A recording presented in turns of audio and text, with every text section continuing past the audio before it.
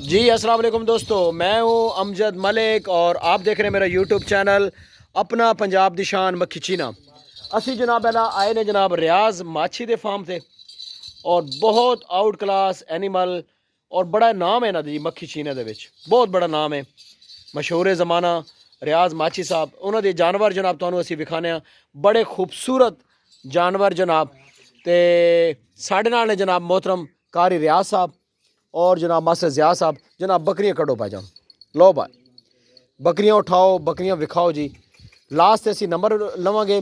अच्छा दोस्तों, गल इस तरह है कि रियाज साहब जनाब आला घर नहीं हैं तो असी उन्होंने डेरे के फार्म से पहुँचे तो असी क्या जनाब हुण फिर शौक तो विखाना ना भाईजान दोस्तों जानवर जनाब एक एक करके सारे विखाने। तो बकरी जनाब जी मास्टर ज़िया साहब ने पकड़ी जनाब, बहुत आउट क्लास बकरी जी। मास्टर बकरी चलाओ, क्या बात, माशाल्लाह जी। दोस्तों इस इलाके दे शौक शौक दा एंड है जी भाईजान, क्या बात। कारी रियाज साहब बकरी थोड़ी अगे करो ना भाईजान, माशाल्लाह इतने कड्डो बकरी।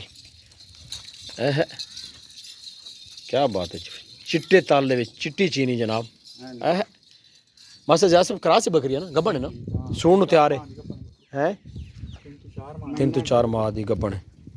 तो उस तो बाद जनाब ए जनाब जानवर तो विखाने असी इन्हों बड़े खूबसूरत इन्हों को जानवर हैं। थोड़ा जहा बेमज़ा इस वास्ते हो गया कि जनाब अला रियाज साहब आप घर नहीं हैं जनाब। रियाज माछी दे जनाब असी फार्म ते आए जी, बहुत खूबसूरत जे इन्हों दे एनिमल। ए बकरी देखो जी, क्या बात है, क्या बात है। थोड़ा जहा टोरा लाओ ना जी। ए जनाब दोस्तों शौक बाहवल नगर का एरिया केड़ा जी मास्टर ज़िया साहब, ये केड़ा एरिया? फरीद शाह, बेली दिलावर फरीद शाह मक्खी चीनी का जनाब अला घर जी।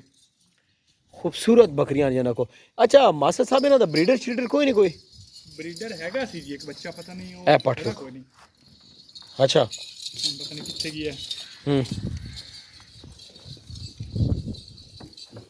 माशाल्लाह जी माशाल्लाह। ए देखो ना जी बकरियां जनाब अला इन्हों दी बड़ियां माशाल्लाह खूबसूरत बकरियां जी। और एक तो चढ़ के एक बकरी भाईजान, इन्हों दी बकरियां बड़ी खूबसूरत हैं माशाल्लाह। पठोरा हू बड़ा बड़ा प्यारा जहा खड़ा है। ए बकरी देखो ना जी, शैड के थले जितनी खड़ियां ने बड़ियां खूबसूरत बकरियां। मक्खी चीनी की जो दोस्तों यही पहचान है जनाब, ए कलर समझ आई रहे ना, फेस ब्यूटी उन्होंने देखो जी। तो जोड़े नए दोस्त हैं, नवे शौकीन हैं, उन्होंने वास्ते असी काफ़ी जनाब अल्लाह ट्रैवल करके आए ने जी। सुबह सवेर दे असी निकले हुए हैं, वीडियो बनाते फिरते जनाब अल्लाह। तो सिर्फ तुहाड़ा शौक बताने वास्ते साड़ा मकसद है जी कि तुहाड़ा शौक वधे ताकि जनाब अल्लाह तुसी इस ब्रीड ते काम कर सको जी। मक्खी चीनी ब्रीड बहुत टॉप दी ब्रीड है भाईजान और इस इलाके दे विच बकसरत पाई जाती जनाब। लास्ट ते असी जी कॉन्टैक्ट नंबर लवांगे, बकरियां कोई पसंद आवन जनाब तुसी उन्हां नाल राबता करो। तो मे भी जनाब कोई जानवर बिचो सेल कर दे। बकरी थोड़ी ऐ घुमाओ ना जी हल्के जा, तो ताकि जरा ना 2-4 मिनट की वीडियो बन जाए। हुण असी आए हैं तो यही पठोरा उठाओ ना जी कारी साहब। ए पठोरा वेखो ना जी, बड़े प्यारे ने जी बच्चे, बड़े क्वालिटी वाले जानवर हैं जी। बस ज़िया साहब कोई कमेंट करना चाहते हो? हाँ जी, ये अपने दोस्त हैं मलिक साहब, अच्छा भाई बड़े अच्छे दोस्त हैं।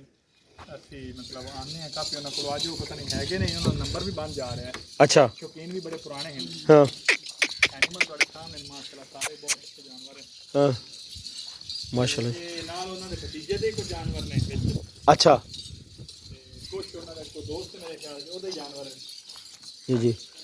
लास्ट टाइम मैं आया उस टाइम तो इन्हों को बकरियां थोड़ी हैं, लेकिन हुण इन्हें बकरियां फिर जड़ा ना बड़ी अच्छी तैयार कर लिया जी। इन्हों को बकरियां थोड़ी ही रखते हैं जी, ये बकरी विच 2-3 लड़कियां दी बकरियां होर भी हैं। रियाज भाई को 8-7 जानवर हैं। अच्छा ए बकरी देखो ना जी, बड़ी प्यारी बकरी जनाब। ए जी बकरी देखो, खूबसूरत माशाल्लाह। असल तो जी इस इलाके ਦੇ ਵਿੱਚ ਜਿਹੜਾ ਫਲੱਡ ਆਇਆ ਨਾ ਜੀ ਉਹਦੀ ਵਜ੍ਹਾ ਤੋਂ ਬੜਾ ਮਤਲਬ ਸ਼ੌਕ ਲੋਕਾਂ ਦਾ ਡਿਸਟਰਬ ਹੋਇਆ ਤੇ ਜਾਨਵਰ ਥੋੜੇ ਵੀਕ ਹੋ ਗਏ। ਨਹੀਂ ਤੇ ਜਨਾਬ ਅੱਲਾ ਇਸ ਇਲਾਕੇ ਜੰਤਰਾਂ ਦੇ ਵਿੱਚ ਤੇ ਜਾਨਵਰ ਬੜੇ ਮਾਸ਼ਾਅੱਲਾ ਆਊਟ ਕਲਾਸ ਹੁੰਦੇ ਨੇ। ਅੱਛਾ ਬਜਾਨ ਨੰਬਰ ਸ਼ੰਬਰ ਕੋਈ ਦਿਓ ਨਾ ਵਿੱਚ ਵੇਖਾਂ ਨੰਬਰ ਦਿਓ ਤਾਂ ਕਿ ਜਨਾਬ ਥੋੜਾ ਜਿਹਾ ਜਿਹੜਾ ਨਾ ਕੋਈ ਦੋਸਤ ਯਾਰ ਉਹਨਾਂ ਨਾਲ ਰਾਬਤਾ ਕਰਨਾ ਚਾਹਵੇ ਤੇ ਤਾਂ ਕਿ ਰਾਬਤਾ ਉਹਨਾਂ ਨਾਲ ਹੋ ਸਕੇ। ਇਹ ਜਨਾਬ ਸ਼ੈੱਡ ਜਿਹਾ ਨਾ ਬਣਾਇਆ ਇਸ ਸ਼ੈੱਡ ਦੇ ਵਿੱਚ ਜਨਾਬ ਇਹਨਾਂ ਬੱਕਰੀਆਂ ਇਹਨਾਂ ਦਾ ਨੰਬਰ ਲਿਖੋ ਜੀ ਰਿਆਜ਼ ਮਾਛੀ ਸਾਹਿਬ ਇਹਨਾਂ ਦਾ ਨੰਬਰ 0301 42 54 433 ਇਹ ਇਹਨਾਂ ਦਾ ਜਨਾਬ ਕੰਟੈਕਟ ਨੰਬਰ ਹੈ ਜੀ।